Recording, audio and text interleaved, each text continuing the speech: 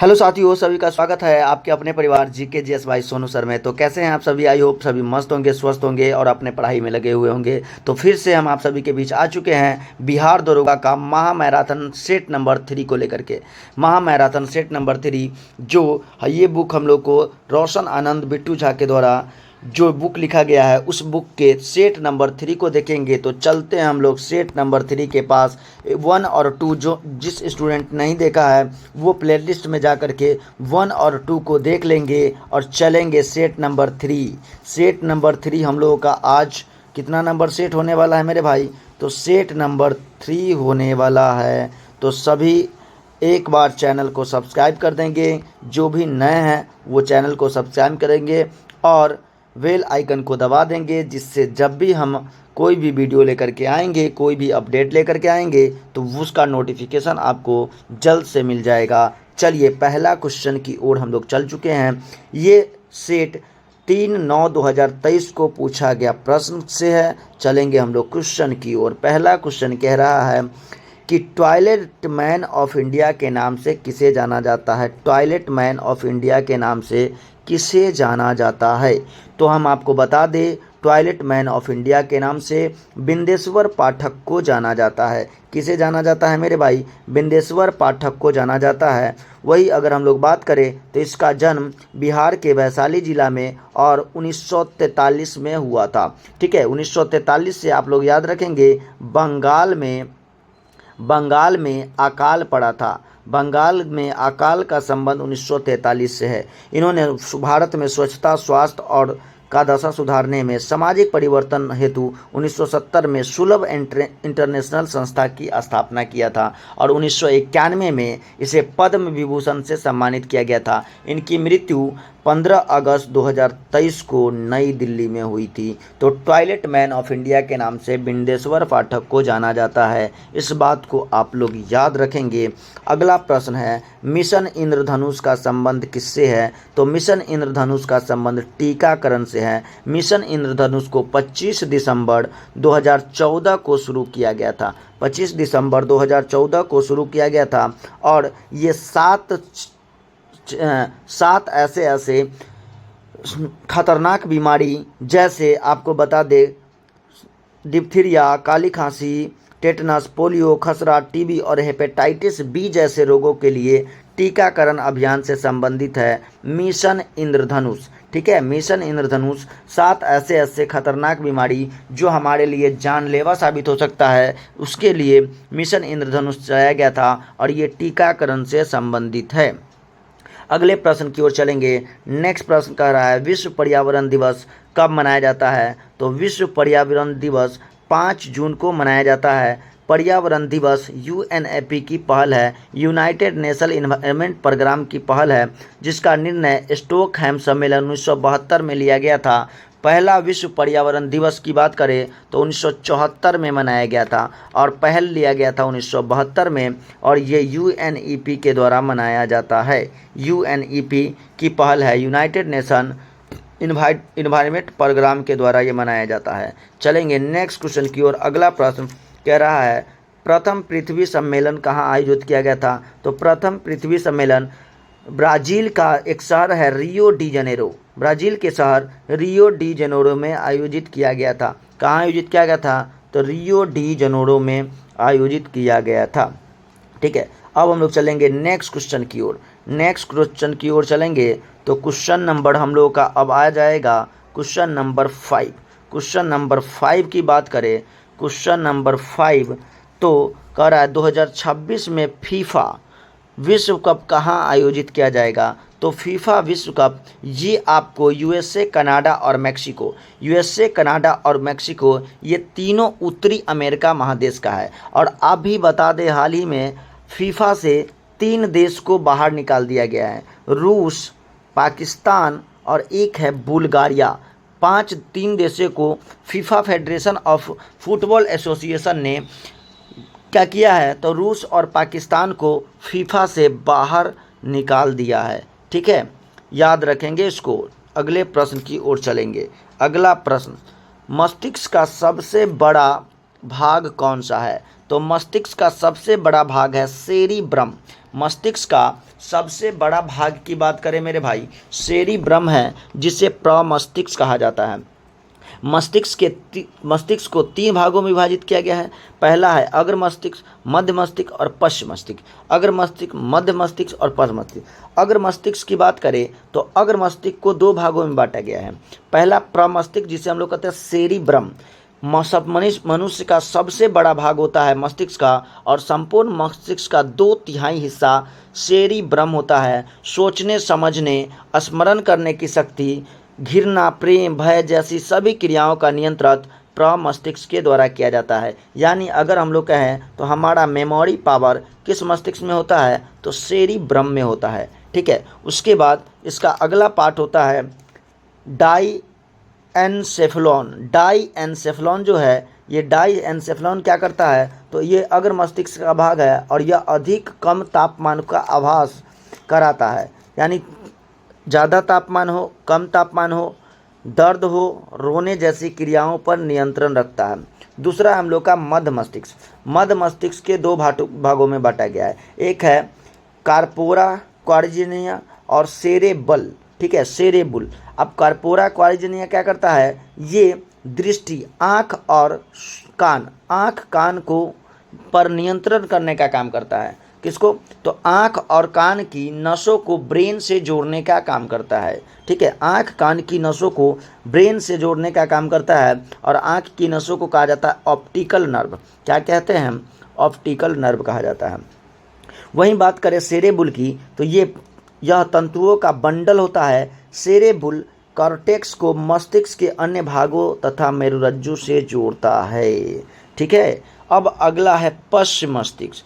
पश्च मस्तिष्क ये हमारे ब्रेन का तीसरा भाग होता है। ठीक है, पश्च मस्तिष्क को 2 भागों में बांटा गया है। एक है अनुमस्तिष्क, जिसको सेरेबेलम कहते हैं। ये शरीर को बैलेंस रखने का काम करता है।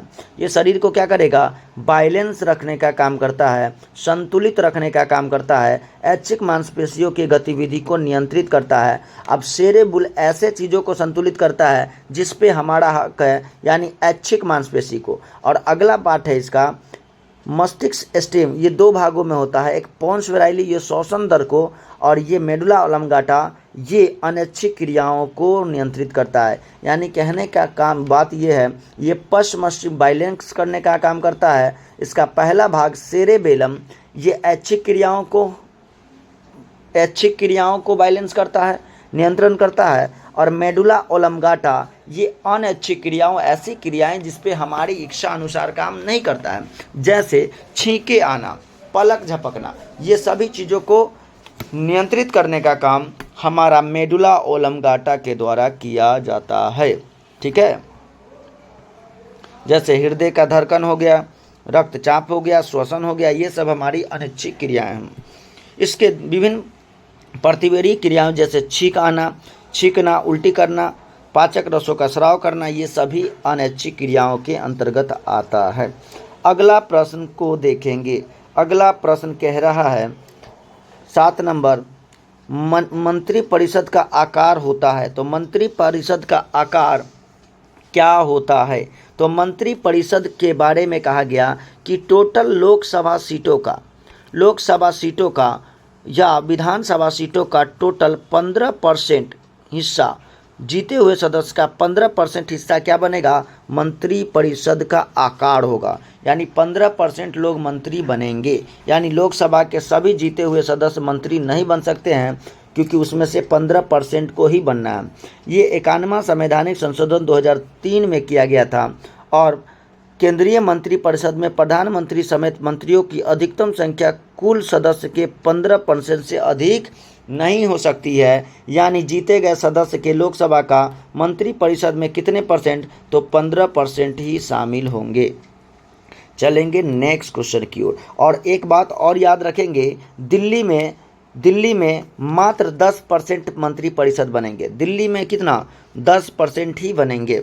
अगला प्रश्न है, डीआरडीओ द्वारा विकसित लक्ष्य क्या है। डीआरडीओ द्वारा विकसित लक्ष्य जो है, वो लक्ष्य क्या है, तो डीआरडीओ की बात करें तो 1958 में डीआरडीओ की स्थापना किया गया और इसका मुख्यालय नई दिल्ली में है। इसका मुख्यालय कहाँ है मेरे भाई, इसका मुख्यालय है नई दिल्ली में।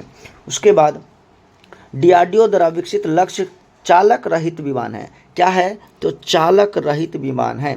डीआरडीओ ने वैमानिक विकास प्रतिष्ठान एडीई द्वारा विकसित हिंदुस्तान एरोनॉटिक्स लिमिटेड हॉल द्वारा बनाया गया है। एडीई और एचएएल द्वारा बनाया गया है लक्ष्य, और ये चालक रहित विमान है। इसकी लंबाई 1.5 किलोमीटर लंबाई के 2 लक्ष्य भेद सकता है। ठीक है, आगे चलिए अगले प्रश्न की ओर चलेंगे। तो कह रहा है बिहार की सबसे बड़ी ऑक्सबो झील, बिहार की सबसे बड़ी ऑक्सबो झील क्या है? ऑक्सबो यानी गौखुर। ठीक है, तो बिहार की सबसे बड़ी ऑक्सबो झील की बात करें तो वो है कांवर झील। वो क्या है? कांवर झील है, जो आपको कहाँ मिलेगा? बेगूसराय में। कांवर झील आपको कहाँ मिलने वाला है मेरे भाई? तो कांवर झील आपको मिलने वाला है बेगूसराय में। कांवर झील कहाँ मिलेगा? बेगूसराय में। और ये कांवर झील को एशिया के सबसे बड़ी ताज़े पानी की गोखुर झील के नाम से जाना जाता है।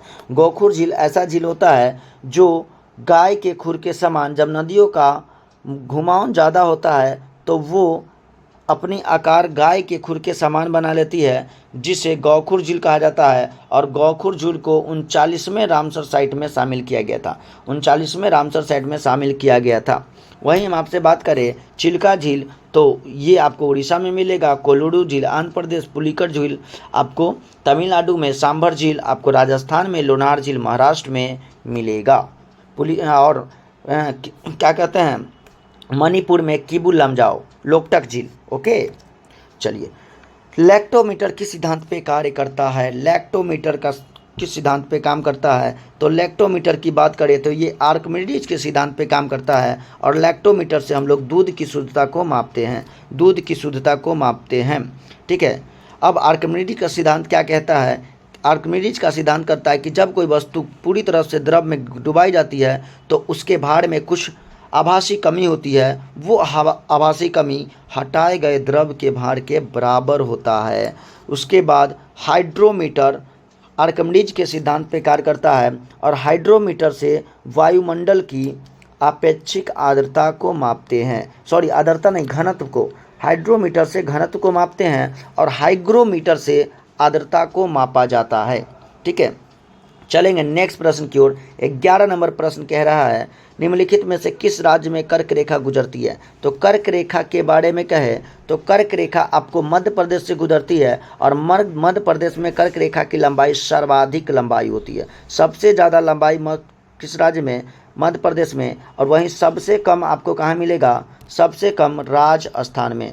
सबसे कम कर्क रेखा की लंबाई राजस्थान में। कर्क रेखा 23.5 डिग्री उत्तरी अक्षांश से होकर गुजरती है। और ये कितने डिग्री का कोण बनाती है? तो 23.5 डिग्री, 23.5 डिग्री का एंगल बनाती है। 23.5 डिग्री का एंगल बनाती है। कर्क रेखा 8 राज्य से गुजरती है। गुजरात, राजस्थान, मध्य प्रदेश, छत्तीसगढ़, झारखंड, पश्चिम बंगाल, त्रिपुरा और मिजोरम राज्य से गुजरती है। कर्क रेखा, मकर रेखा, कर्क रेखा माही नदी को 2 बार काटती है।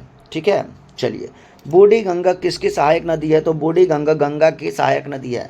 बूढ़ी गंगा गंगा की सहायक नदी है। ये सोमेश्वर की पश्चिमी भाग से निकलकर सोमेश्वर की पहाड़ी चंपारण में है और बिहार की सबसे ऊंची चोटी है। पश्चिमी भाग से निकलकर पश्चिमी चंपारण, पूर्वी चंपारण, मुजफ्फरपुर, समस्तीपुर, बेगूसराय जिले में बहते हुए अंत में खगड़िया जिले में गंगा नदी में मिल जाती है। खगड़िया जिले में गंगा नदी में मिल जाती है बूढ़ी गंडक। वहीं गंडक की बात करें तो गंडक नदी ये आपको चंपारण से निकल करके, और ये बूढ़ी गंडक आपको हाजीपुर के निकट गंगा में मिल जाती है।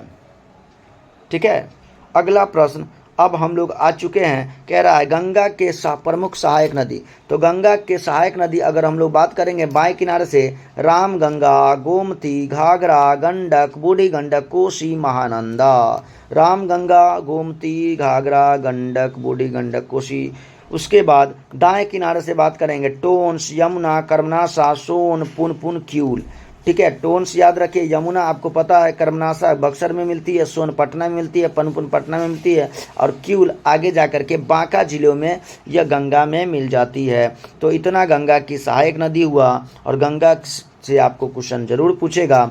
नर्मदा नदी कहाँ से निकलती है? तो नर्मदा नदी अमरकंटक से निकल करके अपनी जल को बंगाल की खाड़ी में गिराती है और ये एस्चुरी का निर्माण करती है। इस नदी के बारे में याद रखेंगे। इसकी लंबाई 1312 किलोमीटर है। ये जबलपुर के भेड़घाट के निकट में धुआंधार जलप्रपात का निर्माण करती है। उसके बाद औरसंग नर्मदा नदी के दाएं किनारे से मिलने वाली एक प्रमुख नदी है औरसंग। ठीक है, तवा, बंजर, सेर ये अन्य सहायक नदियां हैं, इसको नहीं याद रखिएगा। अब हम लोग चलेंगे 14 नंबर प्रश्न। बंगाल की दीवानी अधिकार अंग्रेजों को मिली थी। तो बंगाल का दीवानी अधिकार अंग्रेजों को कब मिला था? तो इलाहाबाद की संधि 1765 में। हम लोग 1757 में प्लासी की लड़ाई लड़े और 1764 में बक्सर की युद्ध लड़े और दोनों युद्ध में हमारी हार हुई। उसके बाद अंग्रेज बिहार, बंगाल और उड़ीसा के क्षेत्रों में राजस्व वसूलने का अधिकार, दीवानी अधिकार मिल गया और इलाहाबाद की संधि ये शाह आलम द्वितीय के द्वारा करवाया गया था और इसमें अंग्रेज के गवर्नर लॉर्ड क्लाइव के मदद में संपन्न हुआ था और बिहार, बंगाल और उड़ीसा में दीवानी अधिकार आपको अंग्रेजों को दे दिया गया था। ऑप्शन नंबर ए जो है वो सही हो जाएगा, इलाहाबाद की संधि के द्वारा। ठीक है, आप लोग जो भी नए हैं आप लोग चैनल को सब्सक्राइब कर देंगे और जितना से जितना हो सके शेयर करेंगे।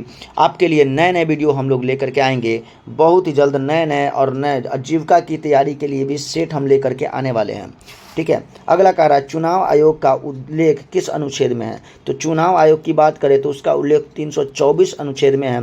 अनुच्छेद 324 में और भाग 15 में चुनाव आयोग के बारे में चर्चा किया गया है। चुनाव आयोग के बारे में चर्चा किया गया है। और अभी चुनाव आयोग कौन है? तो ज्ञानेश कुमार जो है वो चुनाव आयोग है। चुनाव आयोग की स्थापना 25 मार्च 1950 को किया गया था। आगे कह रहा है राज्य सूची के विषय में संसद कब कानून बनाती है? तो राज्य सूची के विषय में संसद कब कानून बनाएगी? तो राज्य सूची के विषय में जब राज्यसभा द्वारा 2/3 बहुमत से पारित प्रस्ताव पारित किया जाएगा तो राज्य सूची पर विषय बनाया जाएगा। ठीक है, राज्य सूची पर विषय बनाया जाएगा। कि टोटल कितनी सूची है? राज्य सूची की बात करें तो इसमें टोटल कितने विषय हैं? तो 61 विषय हैं। पहले कितना था? तो 66 विषय था।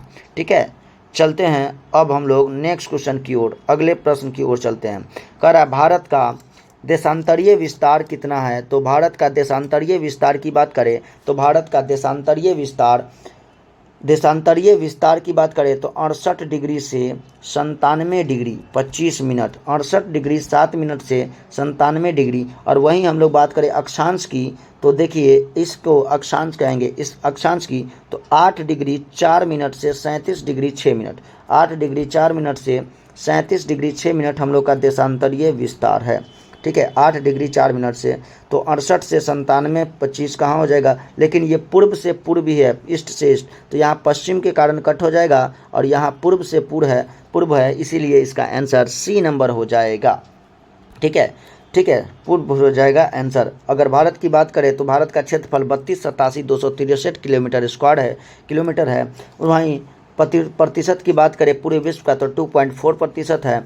उसके बाद भारत किस गोलार्ध में है? तो किस गोलार्ध में है? तो ये आपको उत्तरी गोलार्ध में है। और किस देशांतर में है? तो पश्चिमी देशांतर में है। भारत का उत्तर से दक्षिण की लंबाई 3214 है और पूरब से पश्चिम की लंबाई 2933 है।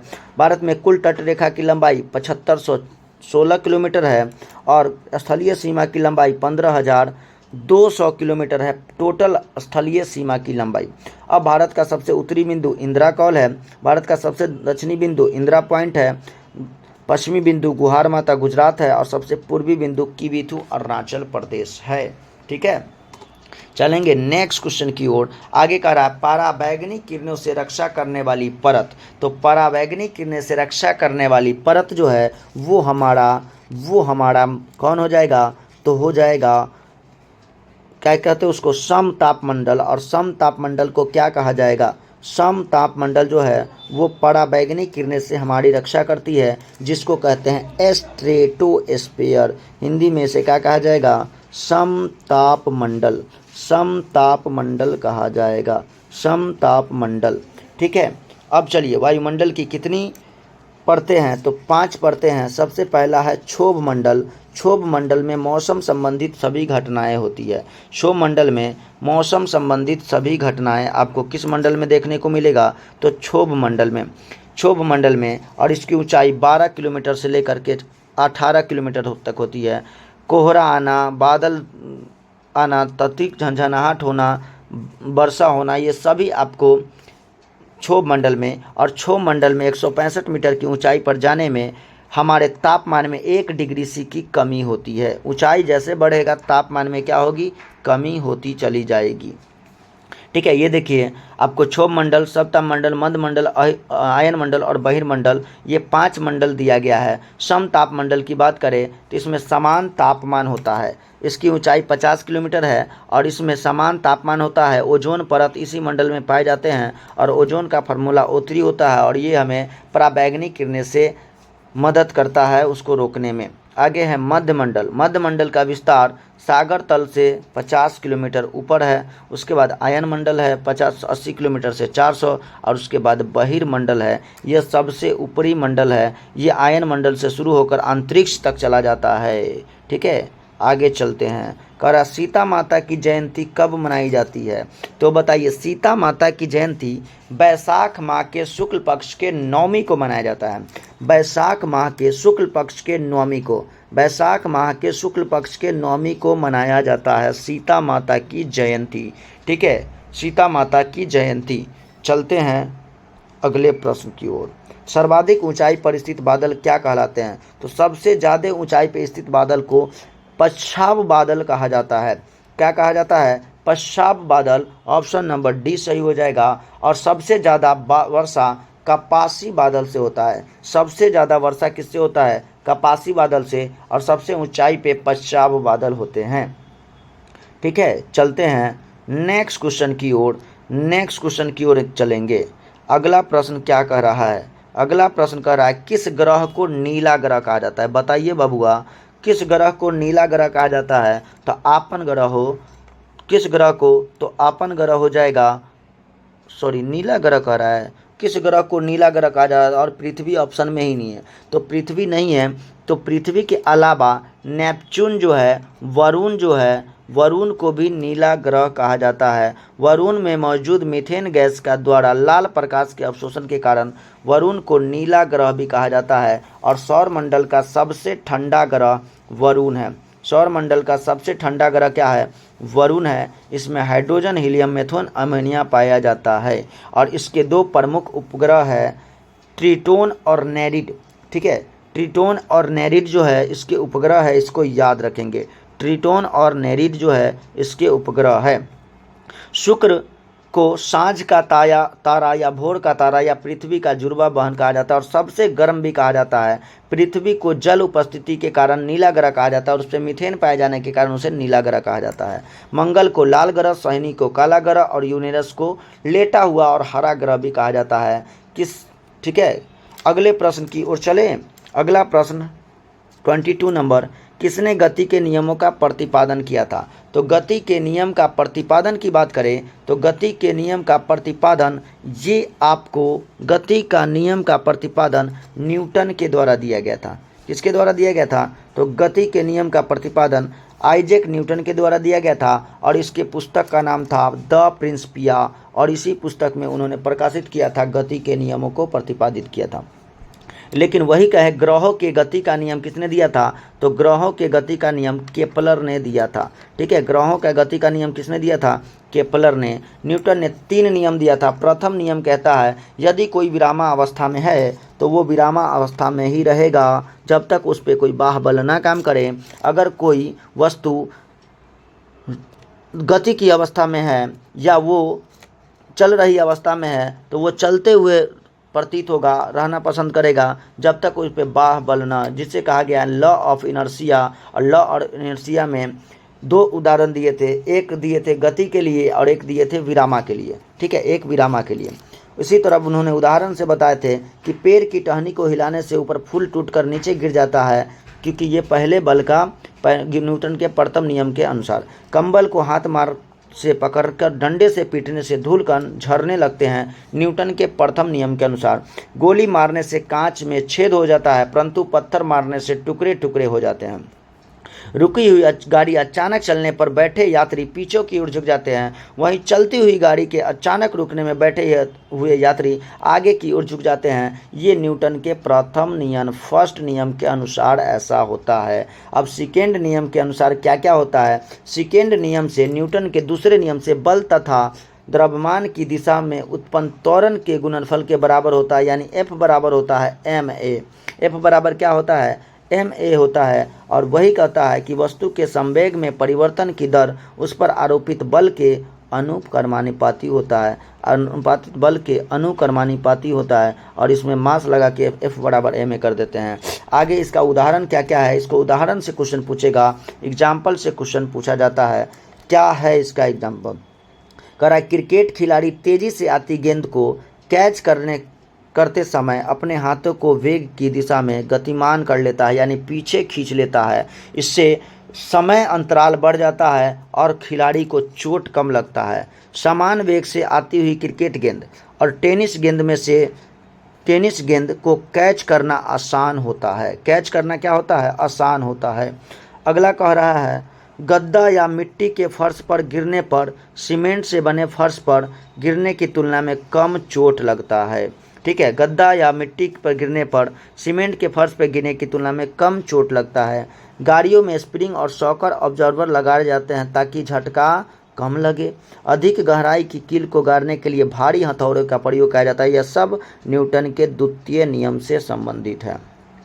तृतीय नियम की बात करें तो न्यूटन का तीसरा नियम कहता है कि क्रिया के बराबर विपरीत प्रतिक्रिया दिशा होती है, यानी क्रिया के बराबर प्रतिक्रिया लगता है। जिस दिशा में आप क्रिया कर रहे हैं वो बराबर प्रतिक्रिया देगा। ये तीसरा नियम है, क्रिया प्रतिक्रिया का नियम भी कहते हैं। और इस नियम का उदाहरण भी याद रखेंगे आप लोग। बंदूक से गोली छोड़ते समय पीछे झटका लगना, नाव के किनारे पर जाने से ज़मीन पर कूदने पर नाव को पीछे हटना, ऊंचाई से कूदने पर चोट लगना, रॉकेट का आगे बढ़ना, नाव खेने के बांस को पीछे खींचना, ये सब न्यूटन के तीसरे नियम से संबंधित है। रॉकेट का उड़ना, आगे बढ़ना, ये क्रिया प्रतिक्रिया के नियम के अनुसार होता है। अब हम लोग चलेंगे नेक्स्ट प्रश्न की ओर। अगला प्रश्न कह रहा है प्रकाश संश्लेषण में आवश्यक है। तो प्रकाश संश्लेषण में क्या आवश्यक है? ऑक्सीजन भी चाहिए, क्लोरोफिल भी चाहिए, और प्रकाश संश्लेषण है ना भाई। प्रकाश संश्लेषण में ऑक्सीजन तो बाई प्रोडक्ट मिलता है, क्या चाहिए? क्लोरोफिल चाहिए। तो ऑक्सीजन नहीं चाहिए तो सभी तो आंसर हो नहीं क्लोरा, तो ऑप्शन हो जाएगा क्लोरोफिल चाहिए। प्रकाश संश्लेषण में क्लोरोफिल की ज़रूरत होती है। ठीक है, ये प्रकाश संश्लेषण अभिक्रिया है। कार्बन डाइऑक्साइड गैस और जल गैस। कार्बन डाइऑक्साइड मिला वायु से और जल मिला जमीन से। सूर्य के प्रकाश में क्लोरोफिल की उपस्थिति में ग्लूकोज का निर्माण होता है, C6H12O6 का निर्माण हुआ, और जल का भी निर्माण होता है, और बाई प्रोडक्ट के रूप में हमें ऑक्सीजन मिल जाता है। ठीक है, ऑक्सीजन मिल जाता है। आपको पर्णहरित की बात करें तो क्लोरोफिल में मैग्नीशियम पाया जाता है, ये क्वेश्चन पूछता है। ठीक है, आगे चलते हैं। प्राकृतिक सफाई कर्मी किसे कहा जाता है? प्राकृतिक सफाई कर्मी क्या होते हैं? जो हमारे पर्यावरण को, प्रकृति को साफ करते हैं, वे होते हैं अपघटक। वे क्या होते हैं? अपघटक होते हैं। अपघटक जो होते हैं उसे प्राकृतिक सफाई कर्मी कहते हैं। जैसे उत्पादक की बात करें तो पेड़ पौधे क्या है? उत्पादक है, और हम लोग क्या है? उपभोक्ता है। पेड़ पौधे को खाने वाला उपभोक्ता, और पेड़ पौधे और पहले उपभोक्ता के खाने वाले को द्वितीय उपभोक्ता। ठीक है, तो उपभोक्ता है। अपघटक क्या होता है? ये तीनों पेड़ पौधे अगर सड़ जाते हैं, गल जाते हैं, मर जाते हैं तो उसे भी उपघटक ख़त्म कर देगा। अगर शेर बाघ भी मर जाएंगे तो उसको भी खा के ख़त्म कर देगा, और अगर मनुष्य भी मर जाता है तो उसे भी खा करके ख़त्म करते हैं। या प्राकृतिक की सफाई कर्मी कहा जाता है। ठीक है, ये मृत शरीर को अपना भोजन प्राप्त करने के साथ साथ जटिल कार्बनिक को सीधे यौगिक में अपघटित करते हैं। ठीक है, चलिए अब हम लोग चलेंगे नेक्स्ट क्वेश्चन की ओर चलते हैं। 25 नंबर प्रश्न कह रहा है पंचायती राज व्यवस्था किस संविधान संशोधन से संबंधित है? तो पंचायती राज व्यवस्था 93वां संवैधानिक संशोधन से संबंधित है, और इसे 73वां संवैधानिक संशोधन से संबंधित है पंचायती राज व्यवस्था। वहीं अगर हम 74वां संविधान संशोधन की बात करें तो ये नगर पालिका 73वां संवैधानिक संशोधन 1992 में हुआ था और इस अधिनियम में संसद में एक नया भाग 9 जोड़ा गया था। ठीक है, भाग 11 ना भाई, अच्छा सॉरी, भाग 9 का क जोड़ा गया था, 9 का क जोड़ा गया था और इसमें अनुच्छेद 243 से लेकर 243(9) तक प्रावधान है। 73वां संवैधानिक संशोधन, वहीं अनुसूची की बात करें तो अनुसूची 11 जोड़ा गया था जिसमें 29 कार्यकारी विषय वस्तु को शामिल किया गया है। ठीक है, और इसमें पंचायती राज व्यवस्था से संबंधित थे बलवंत राय मेहता, जिन्होंने त्रिस्तरीय पंचायती दिया था। उसके बाद और संबंधित है अशोक मेहता, जो ने द्विस्तरीय बात किया था, द्विस्तरीय। उसके बाद द्विस्तरीय जी.वी.के. राय, जवाहरलाल नेहरू, वल्लभ भाई पटेल और एक और थे वो 1985, सॉरी जवाहरलाल नेहरू नहीं होंगे, ठीक है, एल.वी. सिंघवी समिति 1946 में, थुंगन समिति 1988 में और गॉडगिल समिति 1988 में इन्होंने पंचायती राज से संबंधित बातें को कहा था। ठीक है, अब आगे हम लोग चलेंगे 44वें संवैधानिक संशोधन द्वारा हटाया गया मौलिक अधिकार। 44वें संवैधानिक संशोधन द्वारा हटाया गया मौलिक अधिकार कौन सा है? 44वें संवैधानिक संशोधन द्वारा हटाया गया मौलिक अधिकार ये है संपत्ति का अधिकार, जिसे 44वां संवैधानिक संशोधन 1978 में खत्म कर दिया था। ठीक है, चलते हैं नेक्स्ट क्वेश्चन की ओर, अगले प्रश्न की ओर। बर्फ क्या है? तो बर्फ एक आणविक ठोस है। बर्फ एक क्या है? आणविक ठोस में कहे तो कार्बन डाइऑक्साइड है। ठीक है, आणविक ठोस होता है बर्फ। बर्फ क्या है? तो बर्फ का घनत्व पानी से कम होता है, इसीलिए वो पानी पर तैरता है। और जल का सर्वाधिक घनत्व कितना होता है? 4 डिग्री सी पर होता है। सर्वोच्चता के सिद्धांत के प्रतिपादन कौन थे? सर्वोच्चता का सिद्धांत के प्रतिपादन लॉर्ड हेस्टिंग्स थे। ठीक है, कौन थे? तो लॉर्ड हेस्टिंग्स थे। सर्वोच्चता के सिद्धांत के प्रतिपादक लॉर्ड हेस्टिंग्स थे, इसको आप लोग याद रखेंगे। लॉर्ड हेस्टिंग्स का कार्यकाल 1813 से लेकर के 23 तक रहा था। 1813 से लेकर के 23 तक रहा था। और दूसरा आंगल नेपाल युद्ध 1813-14 में हुआ था, जिसे सौगौली की संधि के द्वारा खत्म कर दिया गया था। चलते हैं, संविधान सभा के प्रथम अध्यक्ष कौन थे?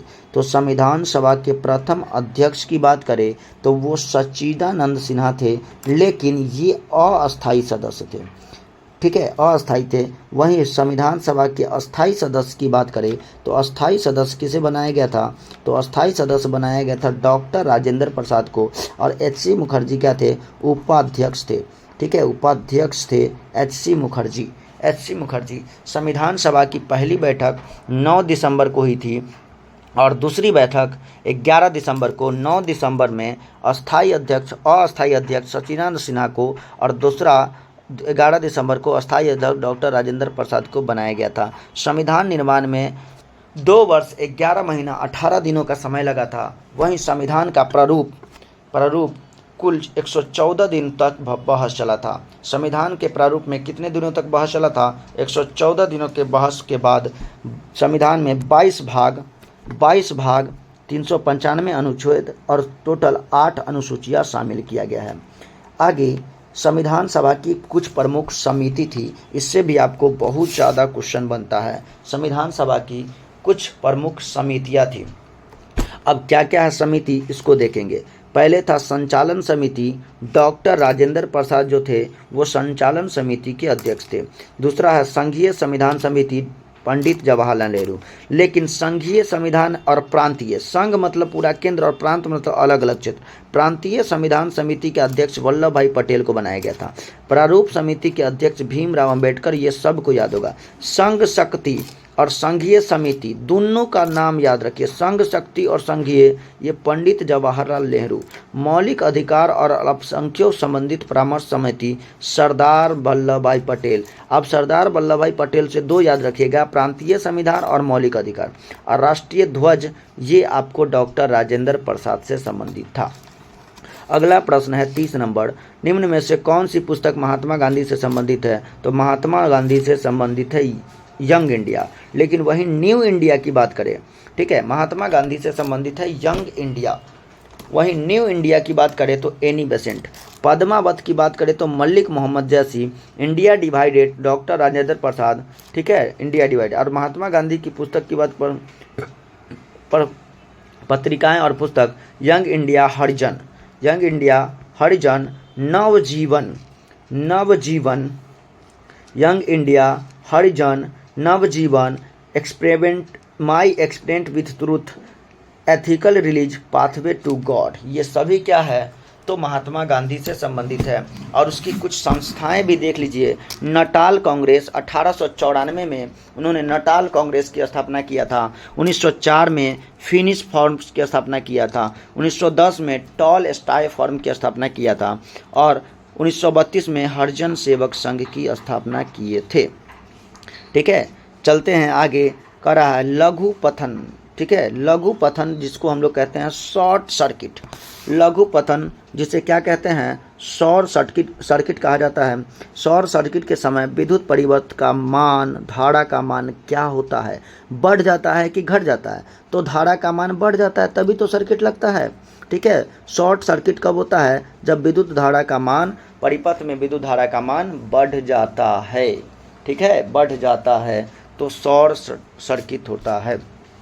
अब कह रहा है अगला प्रश्न, कर रहा है अगले प्रश्न की ओर चलते हैं।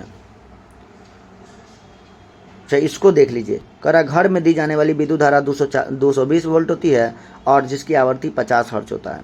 आगे कह रहा है महाबलीपुरम का सप्त रथ मंदिर किसने बनवाया था। तो महाबलीपुरम का सप्त रथ मंदिर किसके द्वारा बनाया गया था, तो पल्लव वंश के नरसिंह वर्मन प्रथम के द्वारा बनवाया गया था। महाबलीपुरम का सप्त रथ मंदिर पल्लव वंश के नरसिंह वर्मन प्रथम के द्वारा बनाया गया था। पल्लव वंश से संबंधित थे, उसके द्वारा बनाया गया था। उसके बाद एलोरा की बात करें तो एलोरा की गुफा कुराष्टकूट के द्वारा बनाया गया था। ठीक है, चलिए। हाँ, किराती जूनियम के लेखक कौन है, भारवी, जो सिंह विष्णु के दरबार में रहते थे। और पल्लव वंश के संस्थापक कौन है, सिंह विष्णु, जिसकी राजधानी कांचीपुरम थी। मत विलास प्रसन्न की रचना पल्लव शासक महेंद्र वर्मन ने किया था। मत विलास महेंद्र वर्मन। नरसिंह वर्मन द्वितीय ने कांची के कैलाश मंदिर का निर्माण करवाया था तथा महाबलीपुरम के शौर्य मंदिर का। देखिए, महाबलीपुरम के सप्त रथ मंदिर का निर्माण पल्लव वंश के नरसिंह वर्मन प्रथम, लेकिन दूसरा है कांची का कैलाश मंदिर। ठीक है, कांची का कैलाश मंदिर ये नरसिंह वर्मन द्वितीय और महाबलीपुरम का शौर्य मंदिर ये नरसिंह वर्मन द्वितीय के द्वारा। 10 कुमार चरित्र के लेखक दांडी है। 10 कुमार चरित्र के लेखक कौन है, जो नरसिंह वर्मन द्वितीय के दरबार में रहते थे। ठीक है, अब यहाँ से कांची के कैलाश मंदिर का निर्माण द्रविड़ स्थापत्य कला में माना जाता है। नेक्स्ट क्वेश्चन चलेंगे, 33 नंबर क्वेश्चन। देखिए मेरे भाई, ये आपका बुक बहुत ही रामबान है, तो आप लोग हमारे साथ जुड़ करके इस पूरे बुक को ख़त्म करेंगे और आप लोगों के लिए जीविका की तैयारी के लिए भी हम कुछ करने वाले हैं। करा है किस ऐप को आरपीएफ द्वारा प्रतिपादित किया गया है, तो आरपीएफ द्वारा प्रतिपादित किया गया है रियल मैंगो ऐप। ठीक है, रियल मैंगो ऐप को आरपीएफ द्वारा प्रतिपादित किया गया है। आरपीएफ का फुल फॉर्म क्या है, तो रेलवे पुलिस फोर्स। इसका गठन 1957 में किया गया था। अधिनियम था 1957 और इसका जो स्थापना किया गया था 1959 में। आगे 2011 की जनगणना के अनुसार भारत की साक्षरता दर कितनी है, तो भारत की साक्षरता दर है 73%। ठीक है, 73 यानी 74.07% है, 04%, यानी हो जाएगा बी नंबर। अब हम लोग जनगणना देखें तो पुरुष साक्षरता दर 82%, महिला साक्षरता दर 65%। लिंग अनुपात 943, शिशु लिंग अनुपात 919। शिशु लिंग अनुपात कितना, और शिशु की का उम्र होता है 0 से 6 वर्ष। जनसंख्या घनत्व की बात करें तो 382 और सबसे ज़्यादा बिहार और सबसे कम अरुणाचल प्रदेश। बिहार की साक्षरता 61%, बिहार की पुरुष साक्षरता 71%, वहीं महिला साक्षरता की बात करें तो 51% है। बिहार का लिंग अनुपात बात करें तो 918 और वहीं शिशु लिंग अनुपात तो 935। शिशु लिंग अनुपात कितना हो जाएगा, 935 हो जाएगा। बिहार का जनसंख्या घनत्व 1106 व्यक्ति प्रति किलोमीटर स्क्वायर है। ठीक है, आगे चलिए। सर्वाधिक ऊंचाई पर स्थित मतदान केंद्र तासीगंग किस राज्य में है, तो ये आपको हिमाचल प्रदेश में मिलेगा। सबसे ऊंचाई पर स्थित मतदान केंद्र ये तासीगंग हिमाचल प्रदेश में स्थित है। आगे कह रहा है रानी दुर्गावती कहाँ की शासिका थी, तो रानी दुर्गावती गोंडवाना की शासिका थी। ठीक है, कहाँ की शासिका थी? रानी दुर्गावती गोंडवाना की शासिका थी, जिसका जन्म 5 अक्टूबर 1524 में और इनकी लड़ाई आपको राजा यानी अकबर से भी हुआ था। रानी दुर्गावती का विवाह 1542 में गढ़कटगा गोंडवाना के साथ दलपत शाह के साथ हुआ था। सन 1950 में राजा दलपत शाह की मृत्यु हो गई और रानी दुर्गावती पति की मृत्यु के बाद पिता वीर नारायण पुत्र वीर नारायण को राजगद्दी पर बैठाकर खुद राज्य की शासिका बन गई। अकबर के काल में गोंडवाना पर विजय अभियान आसफ खां के नेतृत्व में शुरू हुआ था, क्योंकि अकबर उस समय उज्जैबकों के विद्रोह का सामना कर रहा था। 1564 में रानी दुर्गावती को युद्ध में पराजित कर दिया गया। बाद में इस राज्य को अकबर ने इसी राजवंश से संबंधित चंद्र शाह को सौंप दिया। ठीक है, चलते हैं नेक्स्ट प्रश्न की ओर। कौन सा रोग बैक्टीरिया जनित है? कौन सा रोग बैक्टीरिया जनित है? तो ये आपको हो जाएगा टाइफाइड। टाइफाइड जो है वो बैक्टीरिया जनित रोग है। टाइफाइड जो है वो बैक्टीरिया जनित रोग है। टाइफाइड रोग बैक्टीरिया जनित है। अब बैक्टीरिया से होने वाला या जीवाणु से होने वाले रोग को देखेंगे। जीवाणु से होने वाला रोग क्या क्या हो जाएगा? कोड, डिप्टीरिया, टेटनस, प्लेग, क्षय, हैजा, निमोनिया, गोनोरिया, क्षय और सिफिलिस, ये सब आपको डीप सिटी का कुटनी है। ये सभी आपको बैक्टीरिया से होने वाला रोग है। आगे है विषाणु से होने वाला रोग, तो हेपेटाइटिस ये लीवर में होता है। खसरा, हर्पीज, इन्फ्लुएंजा, पोलियो, चेचक, रेबीज, डेंगू, एड्स ये सभी आपको, और कोरोना, ये सब आपको किससे होने वाला रोग है? तो वायरस से होने वाला रोग है। कवक की बात करें तो एथलीट फुट, दाद, खाज, खुजली, एक्जिमा, ये सब आपको कवक से होने वाला रोग है। और आगे कोविड-19 श्वसन तंत्र को प्रभावित करता है। विटामिन दिया हुआ है, कहाँ उतना देखेंगे आप लोग। ठीक है, चलिए पाटलिपुत्र के संस्थापक कौन थे? तो पाटलिपुत्र के संस्थापक थे उदयन। ठीक है, उदयन पाटलिपुत्र के संस्थापक उदयन थे, जो हर्यक वंश से संबंधित थे, और ये अजात शत्रु का बेटा था। अजात शत्रु का क्या था? बेटा था। पटना को विकसित किया था शेरशाह सूरी 1541 में। ग्लूकोज का सूत्र कितना होता है? C6H12O6। C6H12O6 होता है। आगे भारी जल, प्लास्टर ऑफ पेरिस सभी का नाम दिया हुआ है। कह रहा है कोठारी आयोग का संबंध किस से है? तो कोठारी आयोग का संबंध आपको हो जाएगा डी नंबर, शिक्षा से। कोठारी आयोग का संबंध किससे है? शिक्षा से है। सन 1964 में भारत सरकार ने दौलत सिंह कोठारी की अध्यक्षता में स्कूली शिक्षा प्रणाली को नया आकार और नई शिक्षा देने का काम किया था। तो कोठारी आयोग का संबंध किससे है? शिक्षा से। और कोठारी आयोग के समय अनुदान UGC विश्वविद्यालय अनुदान आयोग के अध्यक्ष कौन थे? कोठारी थे। अब हम लोग चलेंगे नए प्रश्न की ओर। 41 नंबर, डोडा बेटा किस पर्वत का सबसे ऊंची चोटी है? डोडा बेटा की बात करें तो किस पर्वत की सबसे ऊंची चोटी है? तो डोडा बेटा जो है ये नीलगिरी की सबसे ऊंची चोटी है। ठीक है, नीलगिरी की सबसे ऊंची चोटी है। डोडा बेटा नीलगिरी की सबसे ऊंची चोटी है। वहीं पश्चिमी घाट की सबसे ऊंची चोटी का नाम है अनाईमुदी। पूर्वी घाट की सबसे ऊंची चोटी का नाम है महेंद्रगिरी। और सतपुरा के ऊंची चोटी का नाम है ध्रुपगढ़। उत्तरी सह्याद्री कलसुबाई, उत्तरी सह्याद्री का सर्वोच्च कलसुबाई है। और अरावली पर्वत की सबसे ऊंची चोटी गुरु शिखर है। ठीक है, जो माउंट आबू के पहाड़ी पर स्थित है, और वहीं पर दिलवाड़ा का जैन मंदिर भी है। अगला है 8वीं अनुसूची में कितने भाषाओं को शामिल किया गया है? तो 8वीं सूची में 22 भाषाओं को शामिल किया गया है। 8वीं अनुसूची में कितनी भाषाएं हैं? तो 22 भाषाओं को शामिल किया गया है। बोडो, डोगरी, मैथिली और संताली को सबसे बाद में। ठीक है, और भोजपुरी नहीं है। आगे चंद्रयान 3 के लैंडर का नाम क्या है? तो 3 के लैंडर का नाम विक्रम है। चंद्रयान 3 के लैंडर का नाम क्या है मेरे भाई? तो विक्रम है। चंद्रयान 3 के लैंडर का नाम क्या हो जाएगा? विक्रम हो जाएगा, विक्रम है। वहीं चंद्रयान 3 की बात करें तो ये 14 जुलाई 2023 को श्रीहरिकोटा में स्थित सतीश धवन केंद्र से छोड़ा गया था M3 M4 LV M3 M4 के द्वारा, और ये 23 अगस्त को चंद्रमा के दक्षिणी ध्रुव पर लैंड किया था। और 23 अगस्त को क्या मनाते हैं, तो आपको अंतरिक्ष दिवस के रूप में भी बनाने की बात कही गई है। आगे कह रहा है अगला प्रश्न कह रहा है किस राज्य की राजधानी अमरावती प्रस्तावित है, तो ये आंध्र प्रदेश की राजधानी अमरावती प्रस्तावित है। आंध्र प्रदेश राज्य से तेलंगाना राज्य का अलगाव हो गया और इसकी राजधानी हैदराबाद तेलंगाना की हो गई। अभी इसकी राजधानी हैदराबाद थी और प्रस्तावित कहाँ है, तो अमरावती है। तेलंगाना की राजधानी हैदराबाद। 2 जून 2014 को तेलंगाना राज्य का निर्माण हुआ, सबसे नवीनतम राज्य 29वां राज्य के रूप में बनाया गया था। और 31 अक्टूबर को राज्य का दर्जा समाप्त कर दिया गया। जम्मू कश्मीर और लद्दाख को केंद्र शासित प्रदेश बनाया गया। एकल आवृत्ति वाले ध्वनि को क्या कहते हैं? नेक्स्ट क्वेश्चन है एकल आवृत्ति वाले ध्वनि को क्या कहते हैं, तो एकल आवृत्ति वाले ध्वनि को टोन कहा जाता है। एकल आवृत्ति वाले ध्वनि को क्या कहते हैं, टोन कहा जाता है। ध्वनि की गुणता वो अभिलक्षण है जो हमें समान तारत और प्रबलता को ध्वनियों में अंतर करने की सहायता देता है। ध्वनि को टोन कहा जाता है। क्या कहते हैं, टोन कहते हैं। अब चलेंगे निम्नलिखित में से कौन सा मानव हार्मोन नहीं है, तो मानव हार्मोन की बात करें तो साइटोकिनिन जो है ये पादप हार्मोन है। एस्ट्रोजन फीमेल हार्मोन है। इंसुलिन ये आपको मेल और फीमेल दोनों में। कैल्सिटोनिन ये आपको मेल और फीमेल दोनों में पाया जाता है। ठीक है, तो साइटोकिनिन ये पादप हार्मोन है और इससे क्या होता है, पत्तियों में विभाजन की क्रिया होती है। चलेंगे नेक्स्ट क्वेश्चन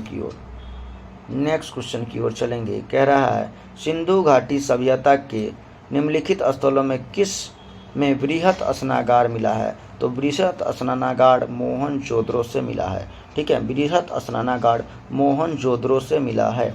आगे सिंधु घाटी सभ्यता के स्थलों में मोहनजोदड़ो से बृहत स्नानागार मिला है, ये आप याद रखेंगे। नेक्स्ट क्वेश्चन की ओर चलते हैं।